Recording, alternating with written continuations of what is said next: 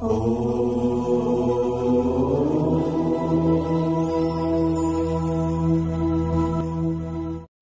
ओम स्वस्ति श्री गणेशाय नमः। ओम नमो भगवते वासुदेवाय। विरिञ्चि विष्णुवन्दितं विरूपलोचनस्तुतं गिरीशदर्शनेच्छया समर्पितं पराम्बया। निरन्तरं सुरासुरैः सपुत्रवामलोचनैर्महामखेष्टकर्मसु स्मृतं भजामि तुन्दिलं, स्मृतं भजामि तुन्दिलं। जय श्री हरि, जय श्री राधे।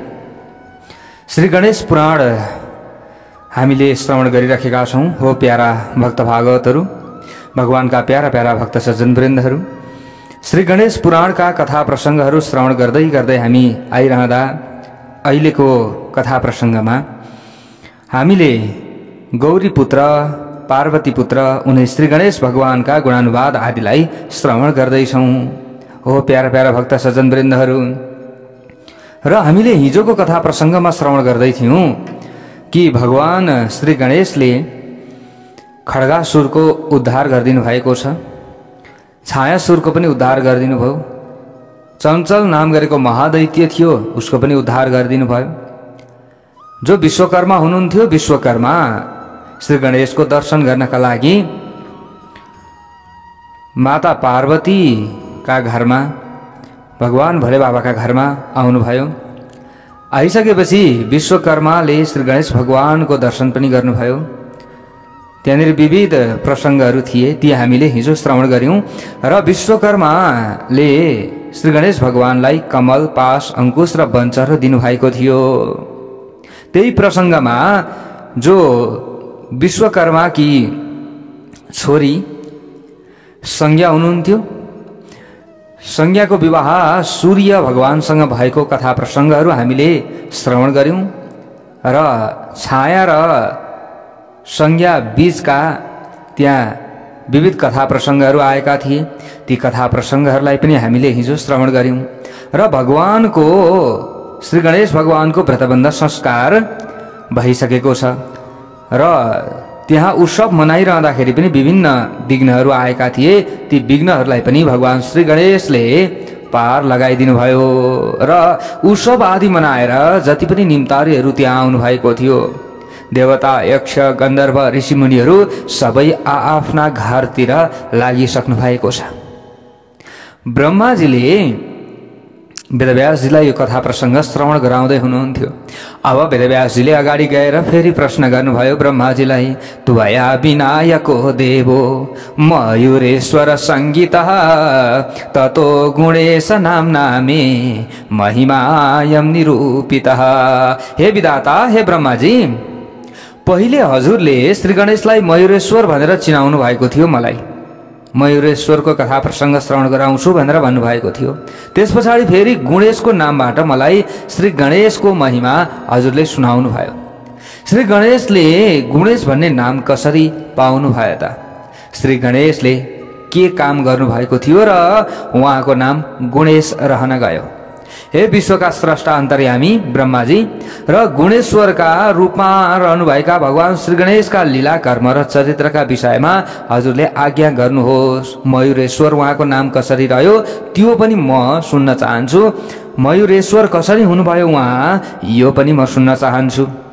यसरी प्रश्न गरेपछि ब्रह्माजीले अगाडि गएर भन्नुभयो, यथा तेन कृतं कर्म मयूरेश्वर नाम च प्रापद विनायको देवो निरूपिष्येऽखिलं तव।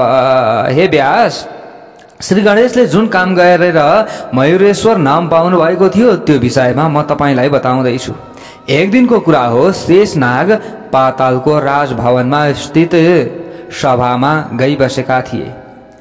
तिनका वरिपरि वासुकी आदि प्रमुख नागहरू बसेका थिए। त्यसै बेला अत्यन्त सुन्दरी तेजस्विनी नागमाता कद्रु त्यहाँ आइपुग्नु भयो। कद्रु त्यहाँ आइसकेपछि सबै नागहरूले नागमाता कद्रुलाई प्रणाम गर्दै भने, हे नागमाता, धेरै दिन पछाडि हजुर हामीलाई दर्शन दिनका लागि पाल्नु भएको छ। हामी सधैँ हजुरको दर्शन गर्न चाहन्छौँ। हजुर भने किन हो कुन्नी निष्ठुर हुनुभएको छ? यसरी तपाईँ किन निष्ठुर हुनुभएको? हामी त हजुरसँगै बस्न चाहन्छौँ, निष्ठुर नहुनुहोस् न। यसरी नागहरूले कद्रुलाई भने र नागमाता कद्रुको पूजा गरे। त्यसबेला शेषनागले निवेदन गरे, हे माता, तपाईँ नागमाता हुनुहुन्छ, तपाईँ सबै विद्याकी खानी पनि हुनुहुन्छ र कश्यप ऋषिकी पतिव्रता पत्नी भएका कारण श्राप र वरदान दिन पनि समर्थ हुनुहुन्छ। तपाईका छोरा हामी नागहरू तपाईको कृपाबाट तिनै लोकलाई एकैपटक निल्ने साहसले युक्त भएका छौं। आमा, आज के कति कारणले यहाँ पाल्नुभयो? यहाँ उनको प्रयोजन के होला त्यो बताउनुहोस्। यसरी प्रश्न गरे कसले? शेषले। अब हेर्नुहोस् है, अब यसरी प्रश्न गरिसकेपछि शेषनागले प्रश्न गरेपछि कद्रुले अगाडि गएर भनिन्, बिना प्रयोजनम पुत्र कोपी नायाति किञ्चन तच्चते कथयिष्येऽहं शृणु सादरमात्मजा। हे बाबु, बिना प्रयोजन कोही कहीँ पनि जाँदैन। हे छोरा, म आधारपूर्वक यहाँ आउनको कारण एउटा रहेको छ, त्यो कारण बताउँछु, तिमीहरूले ध्यानपूर्वक सुन। हे छोरा, पक्षीहरूकी माता विनिता मेरी सौता हुन्, त्यो त तिमीहरूलाई थाहा छ। एक दिन मलाई आफ्नी सौतासित भेट गर्ने इच्छा लाग्यो र विनिताको घर म गएँ। हे छोरा हो, म विनिताको घर गएँ, तर त्यहाँ पुग्दा विनिताले मलाई अचानक आएकी देखेर मान गरिनन्। उनले मलाई अपमान गरिन्, न बस्न आसन दिई, न मिठो बोलेर सत्कार गरिन् र न त स्वागत नै गरिन्। सौताको पूर्व द्वेषलाई याद राखेकी ती विनिताले आफ्नो छोरा जटायुलाई भनिन्, हे छोरा, यो तेरी सौतेनी आमा हो, यसलाई नबोलाउनु। मेरो अगाडि यसरी भनिन् विनिताले मलाई। यसलाई नङ्ग्याउने काम गर भनेर जटायुलाई अराइन्। आफ्नी आमाको आज्ञा पाउने बित्तिकै जटायुले मेरा चुल्ठोमा समातेर मलाई पछार्यो र मेरो अपमान गर्दै भन्यो, हे दुष्ट सौतेनी आमा, म तिम्रो मुख हेर्न चाहन्न। तिमी पहिले मेरी आमा कि दासी थियौ, पछि मेरा बुबालाई मोहिनी लगाएर फेरि आमालाई दासी बनायौ। त्यसकारण तिमी प्रति मेरो एक थोपा पनि माया छैन। हे दुष्ट कद्रु, तिमी यहाँबाट छिटो फर्क, नत्र म तिम्रो प्राण लिन तयार हुनेछु। यसरी मलाई थर्काए। हेर्नुहोस्, हेर छोराहरू, सौतेनी मेरा सौताको छोराले पनि मलाई यसरी थर्कायो। त्यसै कारणले गर्दा म अति दुखी छु। हे छोरा हो, हे शेषनाग, सौताको छोराले भनेका यस्ता कुरा सुनेर म साह्रै दुखी पनि भएँ। त्यो समयमा म क्रन्दन गर्न थालेँ। मलाई बाँच्न पनि मन लागेन। प्राण त्याग गर्छु भनेर अठोट पनि गरेँ। फेरि किन प्राण त्याग गर्ने? फेरि यो पनि सोचेँ मैले, र मेरो दुःखको नाश कसरी होला, यो सौताको नाश कसरी होला भन्ने मलाई लाग्यो। मलाई पनि छाती चिरियो र यो छातीभित्र आगो बलिरहेको छ। हे छोरा हो, त्यसै कारणले गर्दा तिमीहरूका सामु म आएको छु। यसरी कद्रुले भनिन्, एवमाकर्ण्य तद्वाक्यम शेषो रोष समन्वितः। आफ्नी आमाका यस्ता कुरा सुनेर शेषनाग अत्यन्त क्रुद्ध भए। उनको क्रोध घिउ थप्ता दन्किएको आगो जस्तो त्यहाँ देखियो। यदि विनिताका छोराले मेरी आमालाई सताएका हुन् भने मैले प्रतिकार गर्नै पर्दछ। मेरी आमालाई चुल्ठोमा समातेर पछार्ने त्यसले यत्रो आँट गर्यो हो, अब मैले पनि छोड्नु हुँदैन। शेषनागले तुरुन्त वासुकी नाग आदि नागहरूलाई साथ लिई विनिताको आश्रममा जाने विचार गरे। तर वासुकी नागले भने, अहमेव गमिष्यामि कोटि नागैर्युतो नघ विनता मानयिष्यामि तिष्ठ त्वं भुजगाधिप। हे सर्पराज शेषनाग, तपाईँ राजा हुनुहुन्छ, तपाईँ नजानुहोस्, पहिले म जान्छु। किन हजुर जानुहुन्छ? म करोडौं नागहरूलाई लिएर विनिताको घर जान्छु र त्यसलाई यहाँ लिएर आउँछु। किन तपाईँ चिन्ता गर्नुहुन्छ? एवं उक्त्वा ययौ शीघ्रं वासुकीर्विनताश्रमम्। यसरी शेषनागसँग कुरा गरेर वासुकी नागहरूका साथ विनिताको अब आश्रममा गए। वासुकी अरू नागहरूलाई साथमा लिए र विनिताको आश्रमतिर लागे। शेषनागले पनि बिदा दिए। विनिता पनि आफ्नो आश्रममा असंख्य सर्पहरू आइरहेको देखेर डराइन्। ती उग्र सर्पहरू आश्रममा गएपछि सर्वप्रथम विनिताका शरीरमा बेरिए तुरुन्त। त्यस पछाडि ती सबैले मिलेर विनितालाई शेषनागको नजिकमा पुर्याए। त्यहाँ गएपछि विनिताले निवेदन गरिन्, हे सर्पहरू, किन मलाई बाँधेर यहाँ ल्यायौ? तिमीहरू पापिष्ट हौ, पापिष्ट। मैले के अपराध गरेकी छु? र मेरो छोरा गरुड पनि बलवान छ, तिमीहरूलाई थाहा होला नि, तिमीहरूलाई थाहा होला। हे पापिष्ट नाग हो, किन मलाई बाँधेर यहाँ ल्यायौ? विनिताले यसरी हप्काइन्, मेरो छोरा गरुड यहाँ आयो भने तिमीहरूको खैरात हुने छैन। मेरो छोराको बल कति छ तिमीहरूले बुझेकै हौला। त्यसकारण बाँच्ने इच्छा छ भने तिमीहरूले मलाई मुक्त गर, अन्यथा मेरो छोराले तिमी सबैको संहार गरिदिनेछन्। यसरी विनिताले थर्काइन्। धार्ष्ट्यं तेषां समीक्षैव सस्मार गरुडन्तुषा। अब यहाँनिर नागहरूले गरेको धृष्टतालाई देखेर आत्तिएकी विनिताले त्यसबेला आफ्ना छोरा गरुडलाई सम्झिन्। तुरुन्त सम्झिन्, अब यिनीहरूले मलाई पक्कै छोड्दैनन्, गरुडलाई मैले बोलाउनै पर्दछ। ध्यान गरिन्, सम्झिन्। सम्झिने बित्तिकै गरुड पनि आफ्नी आमाको सम्झना, आफ्नो आमाले आफूलाई सम्झना साथ आफ्ना मित्र सेन, सम्पाति र जटायु जस्ता पक्षीराजहरूलाई साथमा लिएर तुरुन्त आए नागलोकमा। र नागलोकमा त्यो समयमा जब ती गरुडहरू उडे नागलोकमा आउनका लागि, त्यसबेला उनीहरूको प्वाखको हावाले मात्र तिनै लोक काँप्ने यसरी गरेको थियो। त्यस्तो समय त्यहाँ भएको थियो, त्यस्तो अवस्था भएको थियो। त्यो समयमा तिनै लोक काँपेका थिए। त्यो समयमा पक्षीराजलाई देखेर सबै सर्पहरू अब आफ्ना मुखबाट विषका धारा बगाउन थाले। त्यो समयमा पक्षीहरू आइरहेका थिए, सम्पाति, गरुड, सेन, जटायु जस्ता।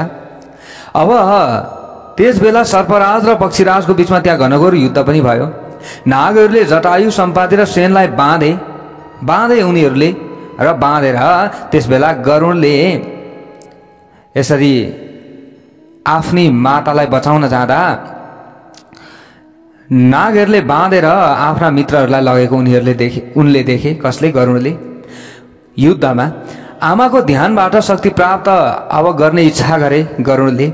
मेरा मित्रहरूलाई त सर्पहरूले बाँधेर लगे, अब म आमाको ध्यान गर्छु र शक्ति प्राप्त गर्छु र यी नागहरूलाई म बाँकी राख्दिनँ। गरुडले यो विचार गरे र ध्यान गरे, सम्झना गरे, आमाको ध्यानबाट शक्ति प्राप्त गरे। गरुडले पनि पछाडि र आफ्नो प्वाखको हावाद्वारा धरती र आकाशलाई कम्पायमान गराउँदै रुख एवं पर्वतहरूलाई ढाल्दै भयानक युद्ध अब नागहरूसँग फेरि एक्लै गरुडले लडे र पक्षीराज गरुडको गन्ध सुँघेर ती सर्पहरू पनि अब भाग्न थाले। त्यो समयमा अति पराक्रमी गरुड बने। त्यो समयमा केही सर्पहरू त गरुडका प्वाखको हावाले आकाशमा परसम्म चक्कर काटिरहेका थिए, यानी कि उडिरहेका थिए।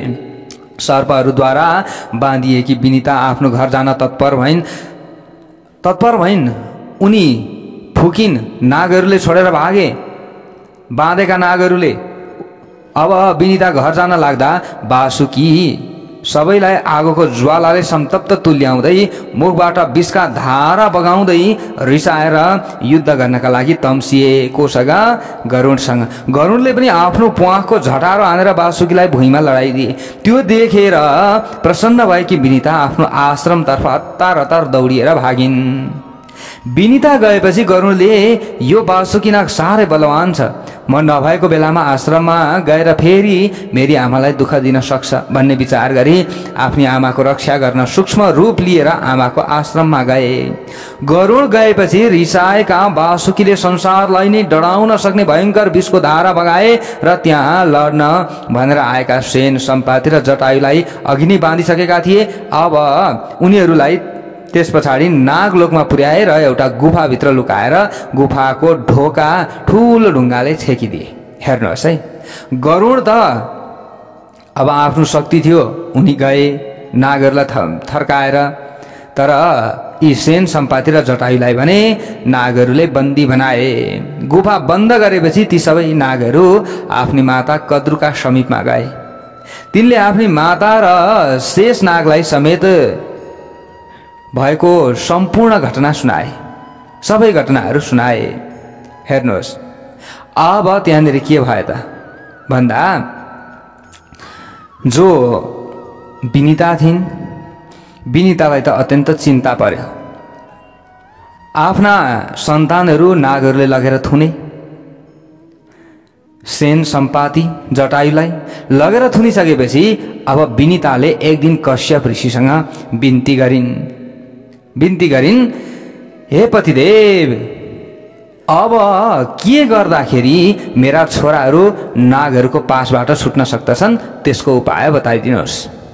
त्यसको उपाय तपाईले बताउनै पर्दछ। यदि बताउनुहुन्न भने म प्राण त्याग्नेछु। विनिताले यसरी बिन्ती गरिन् कश्यप ऋषिसँग। कश्यप ऋषिले अगाडि गएर भन्नुभयो, मा चिन्ताम कुरु भद्रे त्वं बेतु ते मानसो ज्वरः। हे कल्याणी विनिता, तिमी चिन्ता नगर, आफ्ना मनको कष्ट हटाऊ। पहिले अहिले म तिमीलाई एकान्तमा लगेर ऋतुदान गर्दछु, त्यसबाट तिमीलाई पराक्रमी पुत्र पैदा हुनेछ। किन चिन्ता गर्छौ? तिमी पक्षीहरूकी माता भएकीले मेरो ऋतुदानबाट अन्डा तयार हुनेछ। एउटा अन्डा तयार हुनेछ, त्यो अन्डा वज्रभन्दा पनि बलियो हुनेछ। कुनै दिन पार्वतीका छोरा बालक श्री गणेश खेल्दै खेल्दै त्यो अन्डा भएको ठाउँमा आउनेछन्। त्यहाँ खेलिरहेको अवस्थामा तिनले आफ्ना दुई खुट्टाले हातले त्यस अन्डामाथि प्रहार गर्नेछन्। अन्डा फुटेपछि तिमीलाई पुत्र पैदा हुनेछ। त्यस पुत्रको घाँटी नीलो हुनेछ र बल अद्वितीय हुनेछ। त्यो बालक शिवजी समान पराक्रमी हुनेछ। त्यस बालकको शब्द सुन्न साथ सर्पहरू त्यसै भाग्नेछन्। तिनीसँग युद्ध नै गर्नुपर्ने छैन। त्यसपछि पार्वतीका छोरा श्री गणेशले त्यसलाई आफ्नो वाहन बनाउनेछन्। त्यसमा आरोहण गरी संसारमा भ्रमण गरेर तिनले पृथ्वीको भार हरण गर्नेछन्।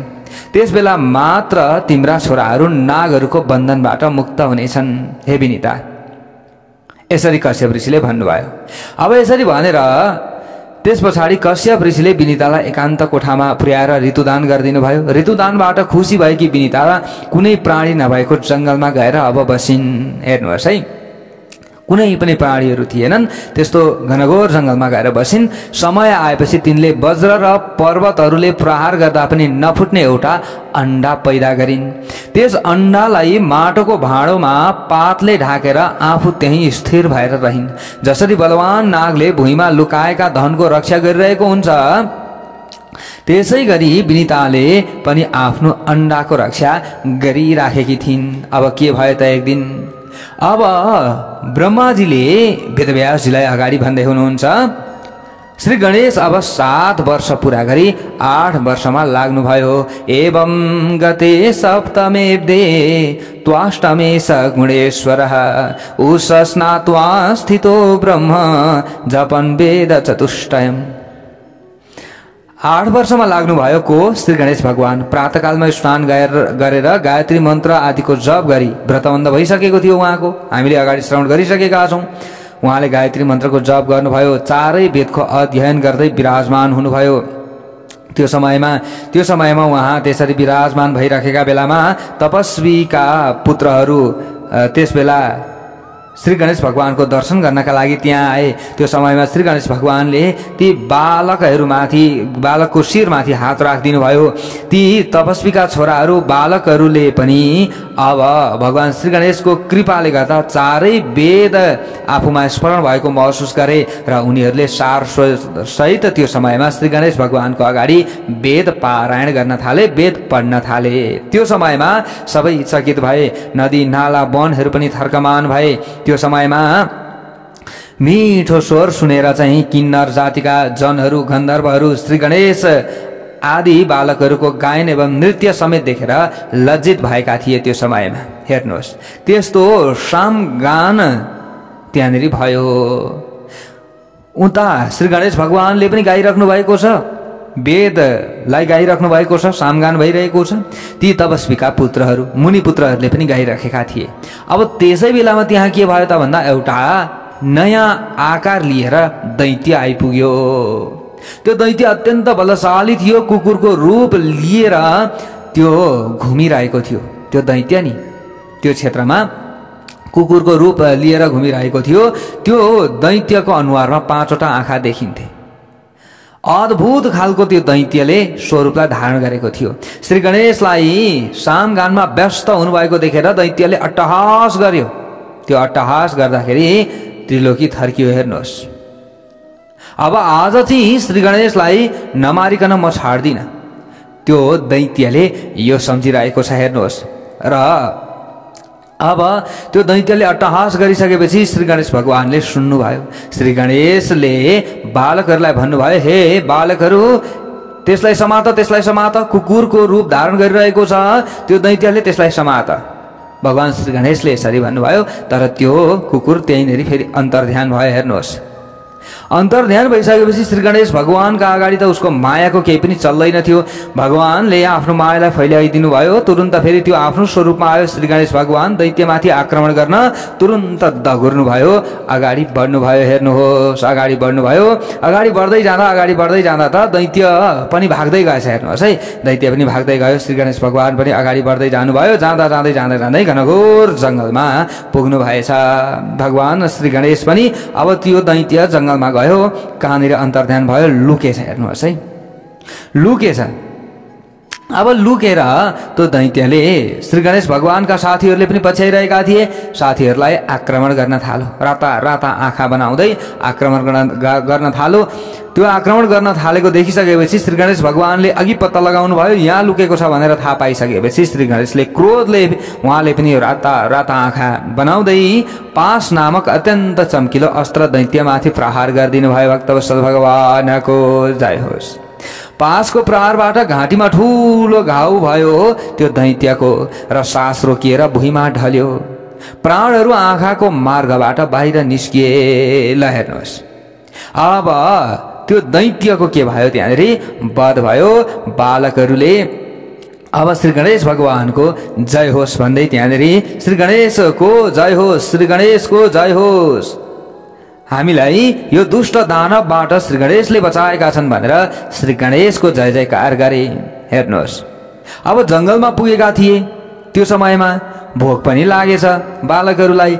एउटा ठुलो आँपको रुख त्यहाँनिर बालकहरूले देखेछन्। श्री गणेशलाई भने, ए गणेश गणेश, उहाँ हेर त, ऊ आँपको रुख त्यहाँनिर छ, कति लटरम्म रातै पहेँलै भएर आँपहरू पाकिरहेका छन्, गएर खाउँ, हामीलाई भोक लागिरहेको छ भनेपछि श्री गणेश भगवान पनि तुरुन्त दगुर्नु भएछ। ल जाउँ भन्दै सबै दगुरे र गएर आँपमा चढेछन्। श्री गणेश भगवान पनि आँपमा चढ्नुभयो र आँप टिप्दै खान लाग्नुभयो, साथीहरूलाई पनि दिन थाल्नुभयो।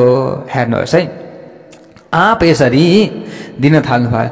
अब हो यो समयमा अब विनिताले त्यही छेउमा त्यो अघि आफूले चाहिँ अन्डा पैदा गरेकी थिइन्, त्यो अन्डाको सुरक्षा गरेर बसेकी थिइन् विनिता। हामीले अगाडि श्रवण गर्दै थियौँ। भगवान श्री गणेश पनि जङ्गलमा पुग्नु भएको छ। जहाँ विनिताले अन्डाको रक्षा गरेर बसेकी थिइन् त्यहीँनिर भगवान श्री गणेश पनि पुग्नु भएको छ। त्यहाँ सबै मिलेर आँप खाइरहेका छन्। अब आँप खाँदै गर्दा त्यहाँ हल्ला पनि भयो। हल्ला भइसकेपछि चराहरूकी माता विनिता त्यहाँ देखिन् र पक्षीहरूकी माता विनिता ले अब यो सोचिन् कि यी बालकहरूले मेरो अन्डालाई पो भाप फुटाइदिन्छन् कि भनेर अत्यन्त रिसाएर पखेटा निकालिछिन् आफ्नो शरीरबाट र सबै बालकहरूलाई छोपेर प्रहार गर्न थालिन्। सबै बालकहरू त्यहाँबाट भाग्न थाले। हेर्नुहोस् है, भाग्न थाले। श्री गणेश भगवान पनि आँपको रुखबाट ओर्लिनु भयो र ओर्लेर अलिकति अगाडि बढ्नु भएको थियो। एउटा अत्यन्त चम्किलो अन्डा उहाँले देख्नुभयो। अन्डा देख्नुभयो, हातमा लिनुभयो र खेलाउन थाल्नुभयो। खेलाउँदै अन्डा फुट्यो। ल हेर्नुहोस् है, अन्डा फुट्यो। अब अन्डा फुटिसकेपछि त्यहाँबाट एउटा चरा उत्पन्न भयो। चरा उत्पन्न हुने बित्तिकै त्यो चराको मुखबाट अग्नि ज्वाला प्रकट भइरहेको थियो। अत्यन्त तेजिलो निलो घाँटी गरेको चरा त्यहाँ निक्लिने बित्तिकै अब ए मेरी मातालाई दुःख दिने भन्न थाल्यो त्यो चराले। हेर्नुहोस् है, हेर्दा त्यो चरा अलिकति ठुलो भइहाल्यो। ल मेरी मातालाई दुःख दिने भनेर अब श्री गणेश भगवानसँग युद्ध गर्नका लागि तम्सियो त्यो चरा। श्री गणेश भगवानसँग घनघोर अब त्यहाँ युद्ध हुन थाल्यो। उसले पखेटाले हान्छ, चुच्चाले हान्छ, उड्दै ठुङ्दै गर्न थाल्यो। श्री गणेश भगवानले पनि त्यो चरासँग युद्ध गर्न थाल्नुभयो। अब हेर्नुहोस् है, युद्ध गर्न थाल्नुभयो। अन्तिममा श्री गणेश भगवानले बुरुक्क उफ्रेर त्यो चरामाथि चढ्नुभयो। हेर्नुहोस् है, त्यो चरामाथि चढ्नुभयो र चरालाई नै वाहन बनाएर उड्न थाल्नुभयो श्री गणेश भगवान। भगवान चरालाई नै वाहन बनाएर उड्न थाल्नुभयो। त्यस पछाडि रिसाउनु भएका श्री गणेश बालकहरूलाई अब छुटाएर त्यसमाथि सवार हुनु भइरहेको छ। हेर्नुहोस्, बालकहरूलाई पनि त्यो चराले चाहिँ के गरेको रहेछ, चुच्चाले च्याप्न थालिसकेको रहेछ। अब चुच्चाले च्यापिरहेको रहेछ। श्री गणेश भगवानले बालकहरूलाई चुच्चाबाट छुटाउनु भयो र त्यही चरालाई वाहन बनाएर उड्न थाल्नुभयो। उड्न थाल्नु भइसकेपछि अब भगवानको भार सहन गर्न नसकेर अब चरा भुइँमा थचक्क बस्यो, बसमा पर्यो। हेर्नुहोस् है, बसमा पर्यो त्यो चरा। त्यही समयमा पक्षीहरूकी माता बिनिता पनि अरू बालकहरूलाई खेलाउँदै अगाडि बढिरहेकी थिइन्। फर्केर त्यहाँनिर आइपुगिन्। आइपुगिसकेपछि आफ्नो अन्डा फुटेको र फुटेको अन्डाबाट चरा निस्किएको सबै कुरा उहाँले बुझिसकेपछि ओहो श्री गणेश यिनै रहेछन् भनेर अब बिनिताले प्रार्थना गर्दै भनिन्, हे ईश्वर, हजुर रजोगुणद्वारा सृष्टि गर्ने ब्रह्मा, सत्वगुणद्वारा जगतको पालन गर्ने विष्णु र तमोगुणद्वारा संसारको सम्भार गर्ने शङ्करका रूपमा विराजमान हुनुहुन्छ। यसो भन्दै लामो स्तुति गरिन्। धेरै दिनसम्म हजुरको प्रतीक्षा गरेँ मैले। आज मात्र हजुरका चरण कमलको दर्शन गर्ने मौका पाएँ। आज नागमाता कद्रुका छोराहरूले सौतेनी रिस गरेर मेरा छोरा जटायु, सेन र सम्पातीलाई लगेर बाँधेका छन्। हे जगन्नाथ, हे श्री गणेश, मेरा ती छोराहरूलाई नागहरूबाट मुक्त गराइदिनुहोस् र मलाई छोराको अनुहार हेर्ने अवसर प्रदान गरिदिनुहोस्। यसरी बिन्ती गरिन् बिनिताले। र ती जो निलो घाँटी भएका चरा निक्लिएका थिए अन्डाबाट, तिनले त अझै श्री गणेश भगवानलाई एकदम टेढो गरेर हेरिरहेका थिए। बिनिताले सम्झाउनु भयो, यी जगतका ईश्वर हुन्, अब तिमी यिनको वाहन बन्नुपर्नेछ। यसरी बिनिताले भनिन्। भनिसकेपछि ती चरा को थिए? मयूर थिए। हेर्नुहोस्, मयूर। अब मयूरले पनि शान्त भए। हेर्नुहोस्, शान्त भए। बिनिताले अगाडि आफ्ना पति कश्यपले भनेका सबै कुराहरू सम्झिनु भएर यसरी मयूरलाई सम्झाउनु भएको थियो। अब त्यस पछाडि श्री गणेशले भन्नुभयो बिनितालाई, मा चिन्ताम कुरु मातस्त्वम दर्शयिष्ये सुतांस्तव। हे बिनिता माता, तपाईँ कुनै चिन्ता नगर्नुहोस्। अब म तपाईँका छोराहरू ल्याएर तपाईँलाई देखाइदिन्छु। यसरी बिनितालाई आफ्ना मिठा वचनको सान्त्वना प्रदान गर्नुभयो। कसले? श्री गणेश भगवानले। र अत्यन्त हर्षित हुनुभएका भगवान श्री गणेशले अन्डा फुटेर पैदा भएका नीलकण्ठ मयूर नामक चरालाई भन्नुभयो, हे मयूर, तिमीले मबाट वरदान ल्याऊ, अब मबाट शक्ति प्राप्त गर। यसरी भनिसकेपछि मयूरले भने, यदि मे त्वम प्रसन्नोसी यदि देयो वरो मम।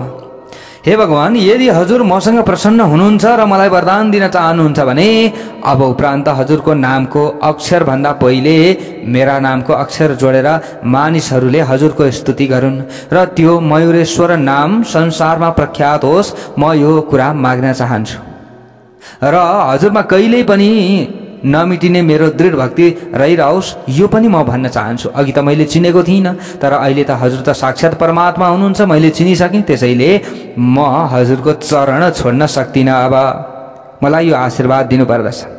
यति भनेपछि श्री गणेश भगवानले भन्नुभयो, साधु साधु त्वया प्रोक्तम निर्लोभेनान्तरात्मना त्वन्नाम पूर्वम मन्नाम मयूरेश्वर इत्यथा। हे सुन्दर पक्षी, तिमीले राम्रो कुरा गर्यौ र अन्तरात्मादेखि नै कुनै लोभ पनि देखाएनौ। म तिमीसँग प्रसन्न छु। तिम्रो नाम मयूर हो। त्यसपछि मेरो नाम आउनेछ, अर्थात् मयूर पछाडि ईश्वर लाग्नेछ। मेरो नाम तिम्रो नामसँग जोडिएर मयूरेश्वरका रूपमा संसारमा प्रख्यात हुनेछ। जसले मयूरेश्वर नामको जप गर्दछ ती मानिसहरूको ममा भक्ति बढेर जानेछ। तिमीले पनि अविचल रूपमा मेरो भक्ति गर्नेछौ। यसरी श्री गणेश भगवानले भनिदिनु भयो। मयूरेश्वर भगवानको जय होस्। ब्रह्माजीले अगाडि गएर भन्दै हुनुहुन्छ, अब भगवानले आफ्ना छोराका लागि भन्नुभएका कुरा सुनेर विनिता खुसी भइन्। ईश्वरले भनिदिनु भयो नि त, गणेश भगवानले। विनिता पनि खुसी भइन् आफ्नो छोराका लागि यति कुरा भनेको सुनेपछि। अब आफ्नो आश्रमतर्फ विनिता लागिन्। भगवान पनि मयूरलाई वाहन बनाएर त्यसमा सवार भई धामतर्फ जानुभयो।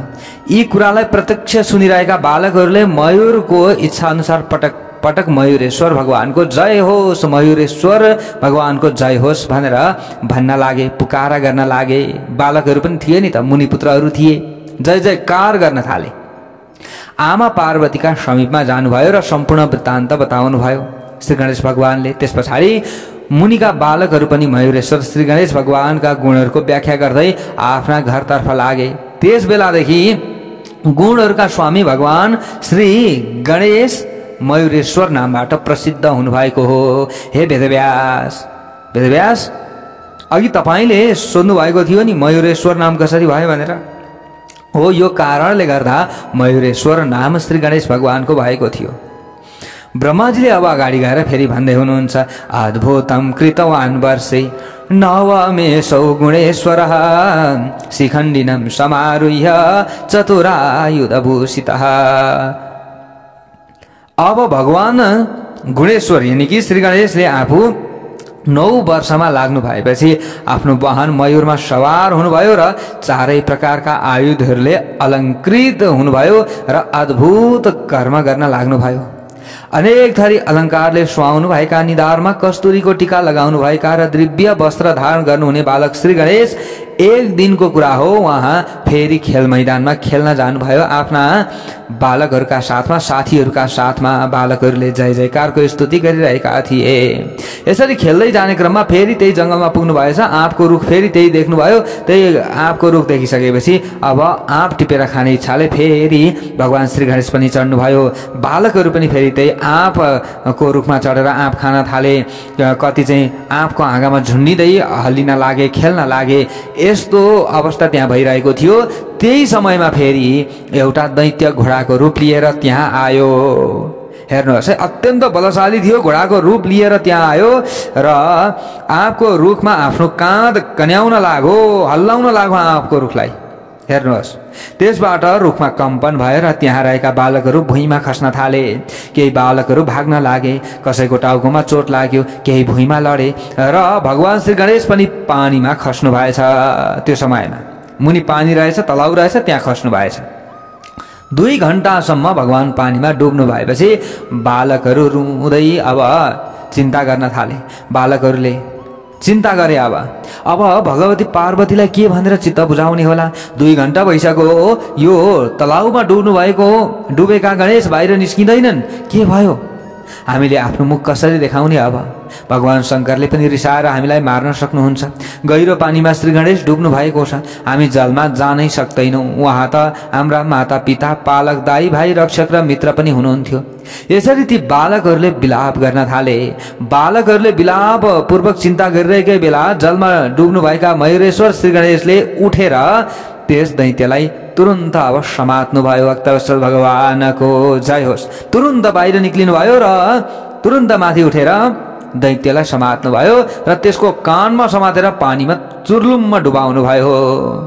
त्यो दैत्य पनि पानीमा डुब्यो र श्री गणेश भगवान अब त्यो घोडामाथि सवार हुनुभयो। हेर्नुहोस् है, सवार हुनुभयो, माथि चढ्नुभयो र बलपूर्वक पानीभित्र नै त्यसको पिठ्युमा उहाँ सवार हुनुभयो। त्यो दैत्य पनि आफूमाथि श्री गणेश सवार हुनुभएका कारण आँखाबाट आँसु झार्दै मुखबाट पानी बान्दा गरिरहेको थियो। त्यसका कानहरू पानीले भरिएका थिए। जतासुकै पानी भरिएकाले सास रोकिएर ठुलो गर्जन गर्दै त्यसले प्राण त्याग्यो। मयूरेश्वर भगवानको जय होस्। प्राण त्याग्यो। जो घोडाको रूपमा आएको दैत्य थियो त्यसको पनि भगवान श्री गणेशले उद्धार गरिदिनु भयो। अब श्री गणेश भगवानको यो अद्भुत लीला देखिसकेपछि आफ्ना साथीहरूले अब गणेशको फेरि जय जयकार गर्न थाले। अब हेर्नुहोस् है, जय जयकार गर्न थाले।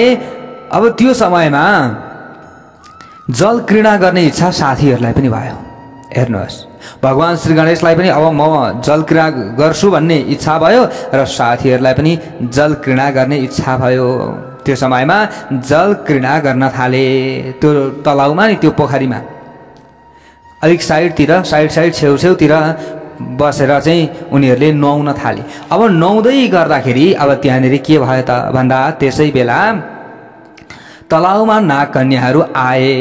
श्री गणेश भगवान पनि अब त्यहाँनिर नुहाइराख्नु भएको थियो। अन्य साथीहरू मुनिपुत्रहरू पनि नुहाइरहेका थिए। नागकन्याहरू पनि त्यहाँनिर नुहाउनका लागि आए। आउने बित्तिकै श्री गणेश भगवानलाई देखिसकेपछि नागकन्याहरू लोभिए श्री गणेश प्रति। हेर्नुहोस्, श्री गणेश भगवानलाई पति बनाउनका लागि उनीहरूले चाहने बित्तिकै नागकन्याहरूले भने, हे महाशय, तपाईँ कहाँबाट आउनु भएको, तपाईँ को हो? तपाईको यो अत्यन्त सुन्दर अनुहार देखेर हामी काम तप्त र व्याकुल भएका छौं। तपाईले हाम्रा चित्तलाई आनन्दित तुल्याउनु पर्दछ। हामी तपाईसँग काम क्रीडा गर्न चाहन्छौं। नागकन्याहरूले यसरी भने। हेर्नुहोस् है, त्यो समयमा अब श्री गणेश भगवानले भन्नुभयो, अहम शिव सुतो नामना मयूरेश इति स्फुटम। मेरो नाम मयूरेश हो। म भगवान शिवजीको छोरा हुँ र श्री गणेशका नामबाट पनि संसारमा म प्रख्यात छु। म आफ्ना साथीहरूका साथमा क्रीडा गर्दै यहाँ आएको थिएँ। अत्यन्त सुन्दर तलाउ देखेर हामी सबैले नुहाउने काम गरिरहेका छौँ यहाँ। यसै प्रसङ्गले आज तपाईहरू जस्ता सुन्दरी युवतीका चरण कमलको दर्शन गर्ने सौभाग्य हामीले पनि पायौँ। यसरी श्री गणेश भगवानले भन्नुभयो। नागकन्याहरूले भने फेरि, अस्मद् गृहे क्षणं स्थित्वा विश्रामं कर्तुमर्हसि। हे श्री गणेश, हाम्रा घरमा केही बेर बसेर आराम गर्नुहोस्। तपाईँ हाम्रो घरमा जाउँ। यसरी अब अनुनय विनय गरे। गणेश भगवानले भन्नुभयो, पार्वती मद्वियोगेन परितप्येत भृशं यता।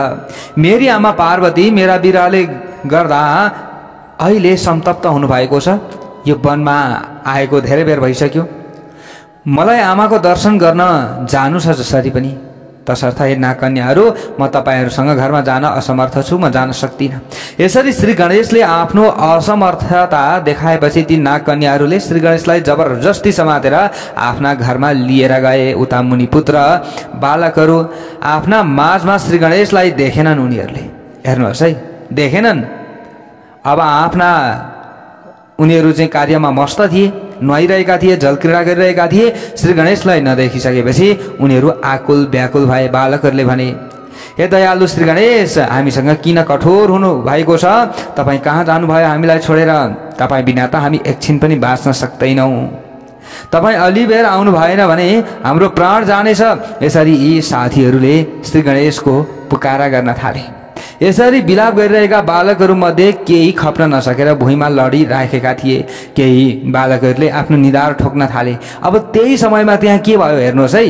त्यही समयमा श्री गणेश नभएको मौका छोपेर यी बालकहरूलाई खाने इच्छाले भगासुर नामक दानव त्यहाँ आयो। त्यसले ठुलो मुख बाएछ। हेर्नुहोस् है, ठुलो मुख बाएछ। अब यी बालकहरू श्री गणेशको चाहिँ वियोगमा छटपटाइरहेका थिए। छटपटाउँदै उनीहरू हिँड्न लागे। हिँड्दै जाँदा बाटामा चाहिँ ठुलो मुख बाएर त्यो भगासुर बसो।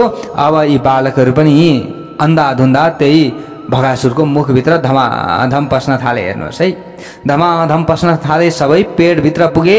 बाटो हरायो। अब बाटो हरायो। अब कहाँ जाने? बालकहरूले एक अर्काले कुरा गर्न थाले। भगासुरले मुख बन्द गरिदियो। बाटो छैन। सबै चिन्तामा परे।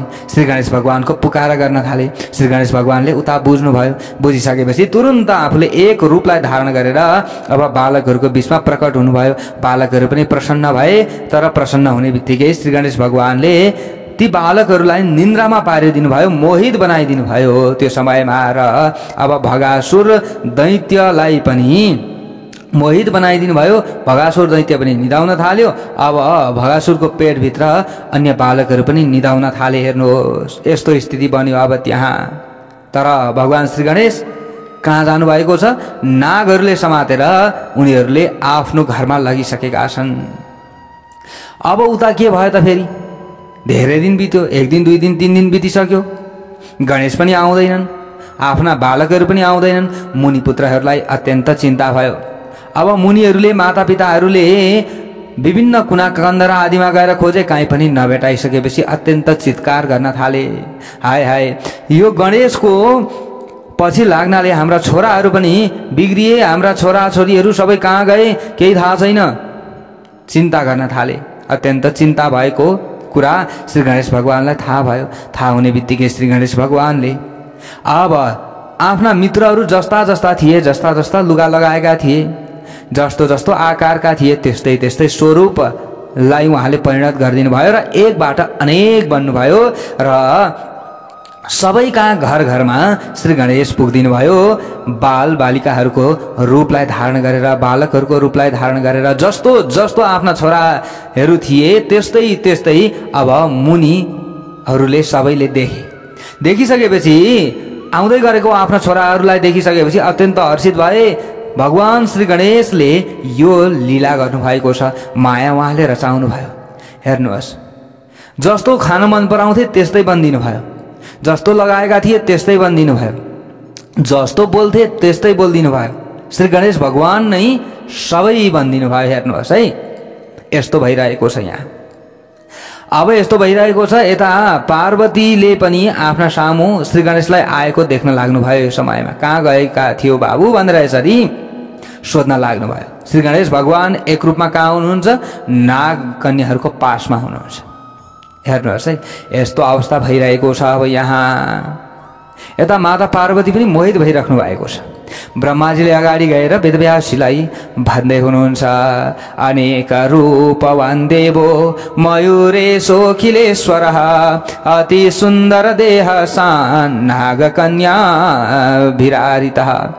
अनेक रूपधारी र जगतका स्वामी भगवान मयूरेश अत्यन्त सुन्दर हुनुहुन्थ्यो त्यो समयमा। त्यसकारण नाग कन्याहरूले अब उता यता यस्तो लीला गरिदिनु भएको छ, उता नाग कन्याहरूका साथमा पनि हुनुहुन्छ।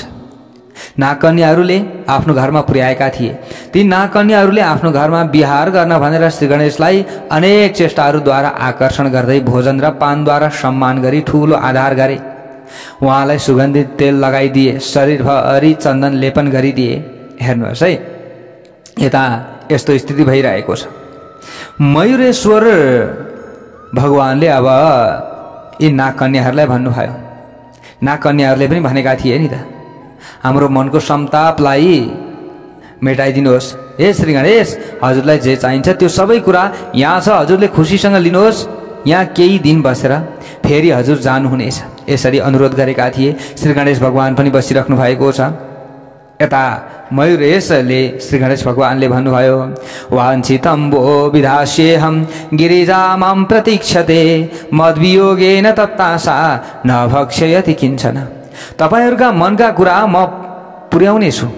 हे नागकन्याहरू, अहिले चाहिँ मलाई घर जान मन लागिरहेको छ, किनकि मेरी माता गौरी पार्वतीले मेरो प्रतीक्षा गरिराख्नु भएको छ। मेरो वियोगका कारण उहाँले केही पनि खानु भएको छैन, मैले यो थाहा पाइराखेको छु। हे नागकन्याहरू, तपाईहरु कसका छोरीहरू हुनुहुन्छ? के मैले तपाईहरुका बुबाहरूको दर्शन पाउन सक्छु त? तपाईहरुको बुबाको दर्शन गराइदिनुहोस् मलाई। भगवान श्री गणेशले यसरी भन्नुभयो र होइन भने म जान्छु। उहाँ मेरी माताले प्रतीक्षा गरिराख्नु भएको छ। यसरी श्री गणेश भगवानले भनिसकेपछि नागकन्याहरूले श्री गणेशलाई अगाडि लगाएर आफ्ना पिता वासुकीका समक्षमा पुर्याए। श्री गणेश वेगपूर्वक उहाँ पुग्नुभयो। वासुकीको अनुहार पनि हेर्नुभयो। वासुकीलाई देख्ने बित्तिकै श्री गणेश भगवानले अब वेगपूर्वक उफ्रेर उनको फणामा टल्किएको मणिलाई तान्नुभयो। वासुकीको फणामा रहेको मणिको प्रकाश सम्पूर्ण पाताल लोकमा प्रकाशित हुने गर्थ्यो। त्यो समयमा हेर्नु, सम्पूर्ण अन्धकारलाई हटाउने गर्थ्यो वासुकी नागको मणिले। अब यसरी भगवानले वासुकीको मणि तान्नुभयो। तानेपछि त्यहाँ अन्धकार फैलियो। वासुकी रिसले काँप्न थाले। उनले शिर कपाउँदा सब त कुलाचलहरू थर्कमान भए, सातै सागर आफ्नो ठाउँमा रहेनन्, सातै स्वर्गमा भूकम्प गयो, पाताल र साताल आदि सबै लोकहरू क्षुब्ध भए। मयूरेश श्री गणेशले आफ्नो मायाबाट एउटा हातले वासुकीलाई समाएर आफ्नो घाँटीमा तुरुन्त बेर्नुभयो। सर्पभूषण भनेर अब उहाँ सुहाउनु भयो। भक्तवत्सल भगवानको जय होस्। वासुकी नागलाई आफ्नो बसमा श्री गणेश भगवानले बनाउनु भयो र घाँटीमा बेर्नुभयो। वासुकीलाई आफ्नो घाँटीमा बेर्न पाउँदा भगवान श्री गणेश आनन्दले गर्जन गर्न थाल्नुभयो। भगवान गर्जन गर्नुभयो। भगवानले र भगवानको गर्जन सुनेर स्वर्गीय मर्त्य र पाताल कम्पायमान भयो। त्यो समयमा त्यहाँ जति पनि प्राणीहरू थिए सबै कम्पायमान भए। भगवान श्री गणेश पनि वासुकीलाई लिएर अब प्रस्थान गर्नुभयो। त्यस पछाडि पातालमा रहेका सर्पहरूले शेषनागसँग गएर बिन्ती गरे, हे राजा, हे शेषनाग, वासुकीलाई जबरजस्ती आफ्नो घाँटीमा बेरेर श्री गणेशले लिएर गए भनेका घटना सुनाए। अब सर्पहरूले गएर त्यो कुरा सुनेर शेषनागले अत्यन्त क्रुद्ध भई आफ्ना हजारौं फणा फैलाए। शेषनागले फणाहरूबाट विषको आगो उकल्दै स्वर्गीय मर्त्य र पाताललाई डराउन थाले। शेषनागले भने, म हुँदाहुँदै मेरा बन्धु वासुकीलाई कसले जित्न सक्दछ, कसले जितेर आफ्नो बसमा बनाउन सक्दछ। यसरी आवेशमा आएका ती शेषनाग क्रोधले वनको डडेलो झैं ज्वालामय हुँदै छिट्टै भगवान श्री गणेश भएको ठाउँमा तुरुन्त पुगे। शेषनागले भने, हे श्री गणेश, तिमी पर्ख, तिमी नजाऊ यहाँबाट अहिले। शेषनाग दौडिरहेका थिए त्यो समयमा, पर्ख पर्ख भन्दै। श्री गणेश भगवान अगाडि बढिराख्नु भएको थियो र तिनका पछि पछि हजारौं नागहरू रहेका थिए। आफ्ना पछि पछि आएका शेषनाग र तिनका नुहाई सर्पहरूलाई देखेर भगवान केही बेर उभिनुभयो। श्री गणेश मयूरको शिरमा हात राखेर सर्पहरूसँग युद्ध गर्नका लागि अब तयार हुनुभयो। अब हेर्नुहोस्, मयूरले श्री गणेशसँग म युद्ध गर्न जान्छु भने त्यो समयमा भनेपछि भगवानले आज्ञा पनि दिनुभयो। ठिकै छ, म किन जाने त, तिमी नि युद्ध गर्न जान्छौ भने तिम्रो बसमा त सबै सर्पहरू परिहाल्छन्, ल जाऊ भनेर मयूरलाई पठाइदिनु भयो। मयूर पनि संसारै निल्ने किसिमको रिस देखाउँदै अद्भुत पराक्रमका साथ दौडिए त्यो समयमा। र दौडिँदा मयूरका प्वाखको तीव्र आवाज चल्दा सारा सर्पहरू आकाशमा नाच्न थाले, उड्न थाले। केही सर्पहरूलाई मयूरले खाइदिए, केही सर्पहरूलाई तिनले टुक्रा टुक्रा पारेर फ्याँकिदिए। केही बलवान भनाउँदा सर्पहरूलाई तिनले आफ्नो अद्भुत शक्तिको प्रयोग गरेर मारिदिए। केही सर्प त मयूरलाई देख्ने बित्तिकै मरे। केही सर्पहरू अत्यन्त व्याकुल भए। मयूरको पराक्रम देखेर शेषनागले पनि पीरले लामो सास फेर्न थाले। त्यो समयमा शेषनागको लामो सासको वेगमा परेका मयूर भुइँमा लडेर मूर्छित भएका थिए। शेषनाग पनि बलवान थिए। हेर्नुहोस्, त्यसपछि शेषनाग क्रोधको ज्वाला दन्काउँदै, ओहो मेरो सासले मात्रै यो ढल्यो भनेपछि यसलाई म जित्छु भन्ने हिसाबले क्रोधको ज्वाला दन्काउँदै भगवान श्री गणेशका सामु आइपुगे। श्री गणेशले पनि तिनै लोकलाई सर्पको विषको आगोले डराउन थालेको देखेर विराट रूप लिनुभयो र बादल झैं गर्जदै बालक स्वभावले शेषको फणामा टेकी आकाशमा उफ्रदै आफ्ना पाउको आघातले शेष नागका फणामा प्रहार गरेर हातले ताली बजाउँदै नाच्न थाल्नुभयो। शेषनागको शिरमा भक्तवत्सल भगवानको जय होस्। मयूरेश्वर भगवानको जय होस्। अनन्त कोटि ब्रह्माण्डका धर्ता भगवान श्री गणेशको भारका कारण शेषनाग अत्यन्त पीडित भए। कहाँ एउटा ब्रह्माण्डलाई धारण गर्ने शेषनाग, कहाँ अनन्त ब्रह्माण्डलाई धारण गर्ने भगवान श्री गणेश। यी दुवैको तुलना हुनै सक्दैन। हे वेदव्यास, ब्रह्माजीले यसरी भन्दै हुनुहुन्छ। श्री गणेशको भार धारण गर्न नसकी शेषनाग आतिए। कुनै बालकले भुइँको डोरी समातेर आफ्नो शिरमा बेरे झैं भगवान श्री गणेशले अब शेषनागलाई पनि आफ्नो बसमा बनाउनु भयो र शेषनागलाई कन्दनी बनाएर कमरमा बाँध्नु भयो। श्री गणेश भगवानले शेषनागलाई कन्दनी बनाएर बाँध्नुको कारण पनि यही थियो कि युद्धमा जितेर शेषनागलाई कन्दनी बनाएर बाँध्नु भएको थियो र बाँध्नु भएको हो। त्यस पछाडि युद्ध गर्न चाहने सर्पहरू पनि भगवान श्री गणेशका अब पछि लागे। अब राजालाई पनि बसमा ल्याइसकेपछि अरूको के लाग्थ्यो। शेषनागलाई यसरी बाँधिसकेपछि शेषनागले भने, भगवानले एउटा हुङ्कार गर्न साथ ती सबै डटेर खरानी भए। हे भगवान, तपाईँ यस्तो समर्थवान हुनुहुँदो रहेछ। श्री गणेशले केही सर्पहरूलाई समातेर टाउकामा बाँध्नुभयो र केही सर्पहरूलाई कानमा झुन्ड्याउनु भएको छ। तपाईले यस्तो गर्नुभयो भनेपछि म पनि तपाईको बसमा परेको छु। शेषनागले यसरी भन्न थाले। भगवान ब्रह्माजीले वेदव्यासजीलाई भन्नुभयो, हे वेदव्यास, श्री गणेश भगवानले यस्तो अद्भुत लीलाहरू गर्नुभएको छ। अब त्यसबेला सर्पराज शेषनागले आफूले थुनेका जति पनि ती पक्षीहरू थिए अब शेष नागलाई नै बसमा बनाइदिनु भयो श्री गणेश भगवानले। बनाइसकेपछि श्री गणेश भगवानले भन्नुभयो तिमीले थुनेका जटायु सेन र जो सम्पादी छन् यिनीहरूलाई छोडिदिनुहोस्, होइन भने तपाईँको फेरि खैरात हुने छैन भनेपछि अब शेष नागले यी सम्पादी जटायु र शेष नामक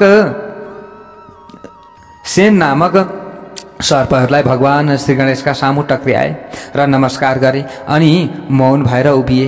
ती पक्षीराजहरूले पनि भगवानलाई प्रणाम गर्दै भने हे दीनबन्धु भगवान हजुर परमेश्वर हुनुहुन्छ, हजुरले हामीलाई सर्पको बन्धनबाट मुक्त गराउनु भएको छ, हजुरलाई बारम्बार हामी प्रणाम गर्दछौँ। ती सेन जटायु र सम्पातीले पनि यसरी स्तुति गरे। यसरी भगवानलाई आफ्ना भावहरू सुनाएपछि पक्षीराजहरूले आफ्ना बन्धु मयूरलाई आलिङ्गन गरे र खुसीले गद भए। अब खुसीले गद बाणीबाट आफ्नी आमा विदिताको सन्चो बिसन्चो पनि सोधे। कुशल समाचारको आदान प्रदान पछि अब भगवान श्री गणेश मयूरमा सवार हुनुभयो र पातालबाट अनेक सुन्दरीहरूका साथ पृथ्वीका लागि प्रस्थान गर्नुभयो। बाटामा उहाँले बालकहरूको अपहरण गर्ने भगासुर नामक दैत्यलाई देख्नुभयो। अगाडि उहाँले के गरिदिनु भएको छ, निन्द्रामा मस्त गराइदिनु भएको छ। देख्ने बित्तिकै वञ्चरको प्रहार गरिदिनु भयो, भगासुरको वध गरिदिनु भयो र पेटबाट बालकहरूलाई बाहिर निकाल्नु भयो। निकाल्ने बित्तिकै बालकहरूले श्री गणेशलाई भन्न थाले हे प्रभु तपाईँ कहाँ जानुभएको थियो, हामीलाई त अहिलेसम्म तपाईँले निदाइदिनु भएछ त, हामी त भर्खर निन्द्राबाट उठेका जस्ता भएका छौँ, अहिले तपाईले यो कस्तो लीला गर्नुभएको। यसरी अब बालकहरूले श्री गणेशलाई भन्न लागे। श्री गणेशको दर्शन पाएर बालकहरू पनि साथीहरू पनि सबै खुसी भए, श्री गणेशलाई आलिङ्गन गरे। अब त्यस पछाडि बालकहरूलाई लिएर श्री गणेश भगवान अब फेरि लाग्नुभयो माता पार्वती जहाँ हुनुहुन्थ्यो त्यतैतिर। जाँदै हुनुहुन्थ्यो, जाँदै गर्दा अब मुनिहरूले देखे आफ्ना साथमा पनि छोराहरू छन्, श्री गणेशका साथमा पनि आफ्नै छोराहरू आइरहेका छन्। मुनिहरू चकित भए होइन के को लीला हो यो, सबै चकित भए। होइन यी हाम्रा छोरा होइनन् त भनेर हेर्छन्, फेरि ठ्याक्कै त्यही छोरा आफ्नो अगाडि देख्छन्। पर बाटामा आउँदै गरेको छोरा पनि त्यस्तै स्वरूपको देख्छन्। छक्क परे मुनिहरू, आँखा चिम्ले उनीहरूले, के हो त यो भनेर आँखा चिम्लेर एकछिन आँखा चिम्लेर यसरी खोलेर हेर्दा फेरि आफ्नो छेउमा भएका छैनन् छोराहरू, कोही पनि परबाट आइरहेका छन्। यस्तो दृश्य यी मुनिहरूले देखे। हेर्नुहोस् यस्तो अद्भुत लीला श्री गणेश भगवानले गरिदिनु भएको छ।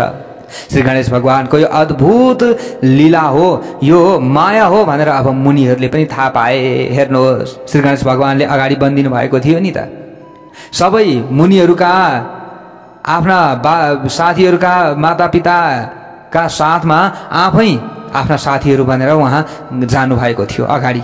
हेर्नुहोस् त त्यस्तो लीला उहाँले गर्नुभएको थियो। अब श्री गणेश भगवान अगाडि त मायाको रूपमा हुनुहुन्थ्यो पार्वतीका साथमा, अब चाहिँ साँच्चीकै श्री गणेश भगवान माता पार्वतीका साथमा पुग्नुभयो। पार्वती माताले पनि आफ्ना छोरालाई आलिङ्गन गर्नुभयो, भन्नुभयो बाबु तिमीले किन यसरी दुःख दिएका, 2-4 दिन त तिमी हरायौ, 2-4 दिन पछाडि त तिमी आएका थियौ भनेर यसरी पार्वती माताले पनि भन्नुभयो। पार्वती माता पनि मोहित भइराख्नु भएको छ। के को 2-4 दिन पछाडि, धेरै दिन बितिसकेको थियो। हेर्नुहोस् 2-4 दिन पछाडि त भगवान श्री गणेशले आफ्नो अंश मात्रै पठाइदिनु भएको थियो, माया मात्रै त्यहाँ फैलाइदिनु भएको थियो। हेर्नुहोस् यस्तो त्यहाँनिर भइरहेको थियो, अद्भुत लीला नि। अब ब्रह्माजीले अगाडि गएर वेदव्यासजीलाई भन्दै हुनुहुन्छ ततस्तु दशमे वर्षे सुखासीनं महेश्वरं गिरिजा सहितं वामे सप्तकोटि गणान्वितम्। अब मयूरेश गणपति 10 वर्षको उमेरमा लाग्नुभयो। त्यस पछाडि यस्ता यस्ता लीला गर्दै गर्दै अब लाग्नु भएपछि 10 वर्ष लाग्नु भएपछि बायाँ भागमा पार्वतीलाई लिएर सुखपूर्वक विराजमान हुनुभएका 7 करोड शिवगणले घेरिनुभएका र आँगनमा नाचिरहेका बालक श्री गणेशलाई हेरिरहनुभएका भगवान शिवजीका समीपमा गौतम आदि बुद्धिमान मुनिहरू आइपुगे र आइपुगेर ओजपूर्वक मुनिहरूले भने हे भगवान जबसम्म तपाईँ यहाँ श्री गणेशलाई लिएर बस्नुहुन्छ तबसम्म यहाँ असंख्य दैत्यहरूको आगमन र बिगबिगी भइरहन्छ। दैत्यहरूको यस्तो बिगबिगीबाट हामी तपस्वी मुनिहरू साह्रै पीडित भइसकेका छौँ र खिन्न भइसकेका छौँ। हे शिवजी, हजुर अन्यत्रै कतै गएर बस्दिनुहोस्। यो क्षेत्रमा तपाईँ बसिन्जेलसम्म हामीले कहिले पनि शान्ति पाएनौँ। अथवा हजुरको आज्ञा हुन्छ भने हामी बरु आफै अन्यत्र बसाइ जान्छौँ। गौतम आदि गरेका मुनिहरूले यसरी आएर बिन्ती गरे। शिवजीले भन्नुभयो, भवत सङ्गेन च मया 9 वर्षाणि सौख्यतः। हे ऋषिगण, तपाईँहरूको साथमा मैले 9 वर्ष सुखपूर्वक बिताइसकेँ। आएका विघ्न जतिलाई मयूरेश्वर श्री गणेशले हटाइरहेका छन्। मैले केही पनि गर्नु परेको छैन। तपाईहरू नै यस ठाउँबाट बाहिर जानुहुन्छ भने हामी बसेको कुनै सार हुँदैन। बरु म आफै कुनै विघ्न रहित शान्त ठाउँमा जानेछु। तपाईहरूलाई किन दुःख दिने? तपाईहरू त साधु सन्त ब्राह्मण हुनुहुन्छ, ब्राह्मणहरूलाई किन दुःख दिने? बरु म आफै निक्लेर जान्छु। भगवान भोले बाबाले यसरी भनिदिनु भयो, इति शम्भुवच श्रुत्वा मुनयस्तं प्रणम्यते। गौतम आदि ऋषिहरू, गौतम ऋषि त अगाडि पनि आउनु भएको थियो। यसो भन्दै अगाडि हामीले त्यो श्रवण गरिसकेका छौँ हिजो उदिका प्रसङ्गमा। अब आज पनि फेरि गौतम ऋषिले आफू मात्रै आउनु भएन, अन्य मुनिहरूलाई पनि लिएर आएर यसरी भन्दै हुनुहुन्छ। गौतम आदि ऋषिहरू भगवान शिवजीका यस्तो वचन सुनेपछि उहाँलाई प्रणाम गरी जय मयूरेश भन्दै आफ्नो आश्रममा गए। अब भगवान भोले बाबाले भनिदिनु भयो, बरु म आफै निस्केर जान्छु भनेर।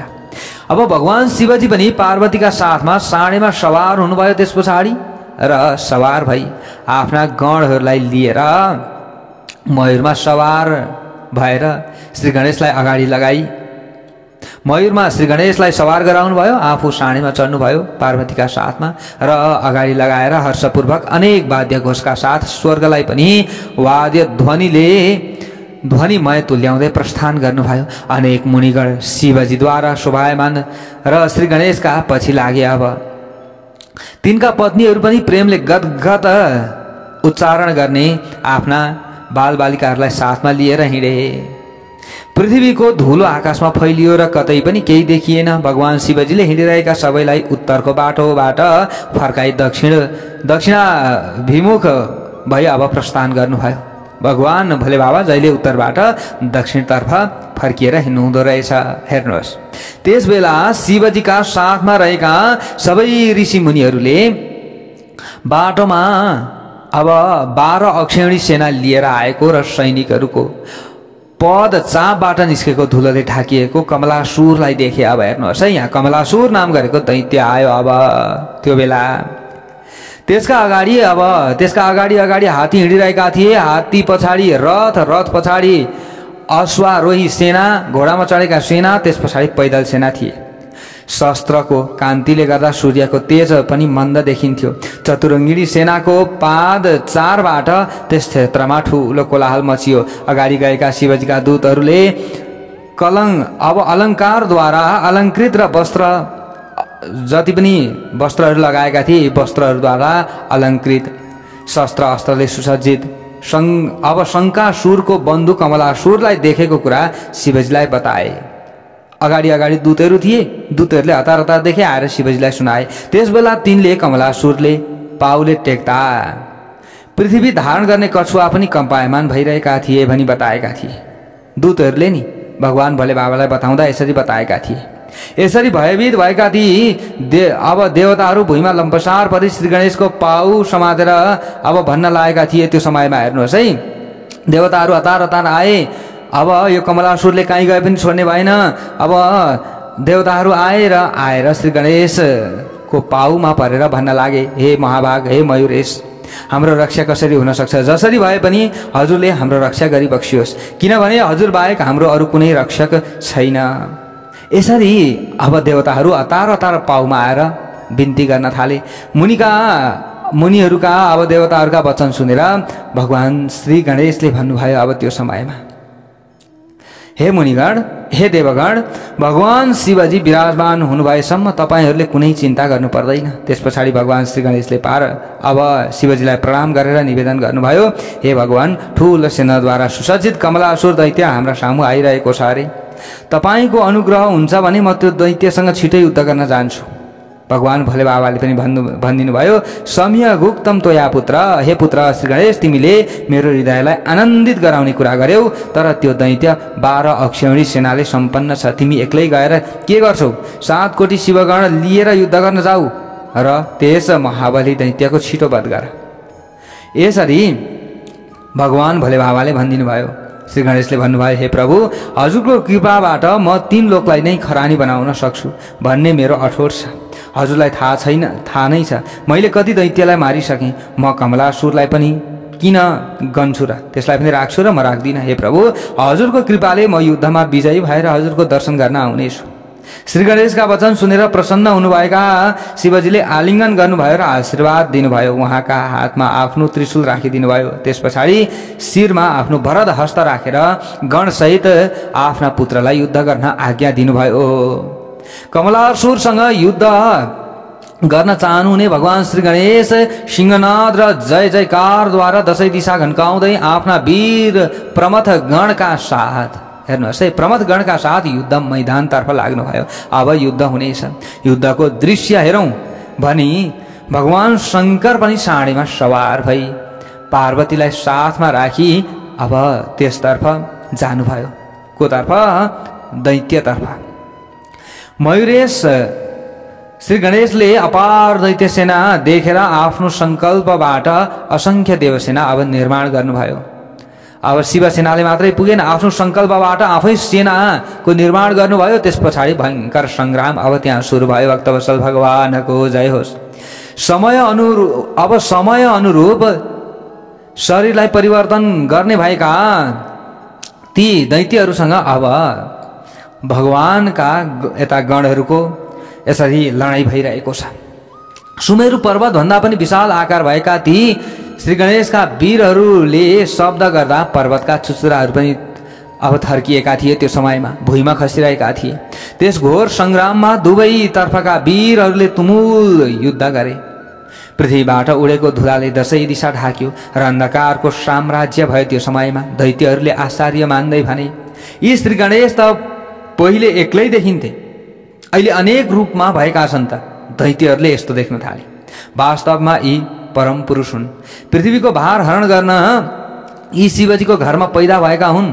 त्यो शक्तिमान कमलासुर दैत्यले पनि श्री गणेशको अनन्त सेना देखेर अकस्मात विशाल स्वरूपलाई धारण गर्यो। हेर्नुहोस् है, अब त्यसको विशालता देखेर अन्तर्यामी भगवान श्री गणेश पनि महाबली र 10 भुजाले सम्पन्न हुनुभयो। तुरुन्त आफ्ना हातमा 10 किसिमका आयुध धारण गर्नुभयो। त्यस पछाडि मयूरेश्वर श्री गणेश र कमलासुर दैत्यको परस्पर युद्ध भयो। युद्ध गर्दै वीर भावले शोभायमान अब दुवैजना भए। त्यो समयमा अब श्री गणेशका गण र दैत्यको सेना युद्ध विशारद वीर र तिनीहरूबाट भएको अब शस्त्र प्रहारलाई विचार गरी अब परस्परमा युद्ध गरिरहेका थिए।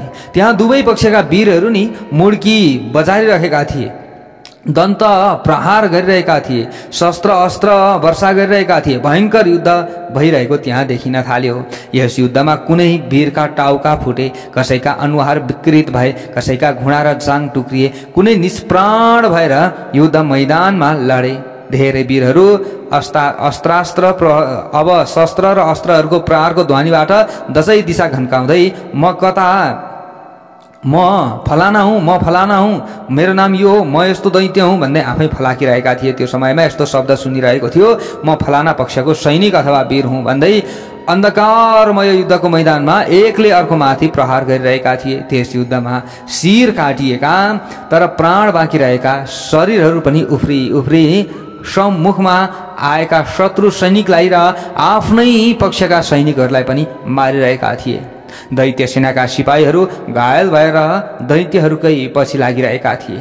त्यहाँ बगेका रगतका नदीले असंख्य वीरहरूका लास बगाइरहेका थिए। यस्तो त्यहाँनिर दृश्य देखिराखिएको छ। कमलासुरले यो समयमा भन्यो, इन्द्रादय लोकपाला ब्रह्माद्या देवता गणः, ब्रह्मा आदि देवता र इन्द्र आदि लोकपालहरूलाई पनि युद्धमा परास्त गर्ने मसँग को युद्ध गर्न सक्छ? उसमा अझ यो घमण्ड छ। हेर्नुहोस् है, घमण्डले ओतप्रोत भएको छ। कमलासुर सम्पूर्ण भूमण्डललाई रगतले नुहाइदिन म बाहेक अरू कुन वीरले समर्थ हुन सक्दछ? कोही पनि छैन। यस्तो अहङ्कार पूर्ण उसले बोलिरहेको छ। त्यो समयमा श्री गणेशसँग युद्ध गर्दै ब्रह्माजीले अगाडि गएर भन्दै हुनुहुन्छ वेदव्यासजीलाई इत्युक्त्वान्दोलयामास शस्त्रान्दोल नतो जगत। यसरी आफ्नो शक्तिको वर्णन गर्दै कमलासुरले शस्त्र र अस्त्रको वर्षा गरेर संसारलाई आन्दोलित बनाउन लाग्यो। रिसले राता राता आँखा बनाउँदै दैत्यराज कमलासुरले युद्धमा मयूरेश्वर श्री गणेशका अनेक शस्त्र अस्त्र र बाण धारण गर्ने शिवगणलाई हात खुट्टा र शिरमा भेदन गरेर सोत्तर बनाउन थाल्यो। कमलासुरको यो उत्कर्ष देखेर भगवान श्री गणेश आफै अगाडि सर्नुभयो। फेरि युद्ध गर्नका लागि उहाँले आफ्नो भयङ्कर गर्जनबाट आकाश र स्वर्गलाई शब्दयमान बनाउँदै आफ्ना 10 भुजाबाट निरन्तर शस्त्र प्रहार गरी शत्रु सेनाको संहार गर्न लाग्नुभयो। भगवानद्वारा युद्धमा मारिएका असंख्य दैत्य वीरहरूले दुर्लभ वीरगति र अब मुक्ति सुख प्राप्त गरे। त्यो समयमा हेर्नुहोस् यस्तो भयङ्कर युद्ध भइरहेको छ। अब अरु कस्तो हुन्छ त, कसको जित होला त, त्यसको बारेमा भोलि हामीले कथा प्रसङ्गहरू श्रवण गर्नेछौँ। आजको कथा प्रसङ्गबाट म टिका पौडेललाई बिदा दिनुहोस्। जय श्री हरि, जय श्री राधे, मयूरेश्वर भगवानको जय होस्।